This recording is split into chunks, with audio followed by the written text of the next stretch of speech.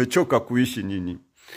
Ni nyakati za mwisho hizi, kwa sababu hamtaki katiba. Haielewi roho ya Yezebeli, haielewi katiba, haielewi mfumo wa mpinga Kristo unaoendelea hivi sasa duniani, kwamba globally agenda ya dunia ni mchakato wa kumfanya mpinga Kristo atawale dunia. Vita vya Waislamu na Wakristo vinatengenezwa Nigeria, vimetengenezwa Afrika ya Kati, sasa hizi vinatengenezwa Tanzania. Katiba ya juu haina haya macho. Haina haya macho.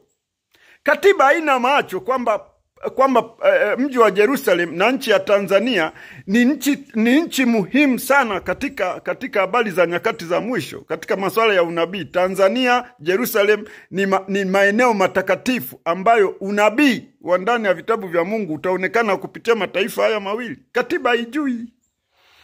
Wewe unataka kuishi kwa mujibu wa katiba, hautaki kuishi kwa mujibu wa nini? Wa neno la Mungu. Mtakufa.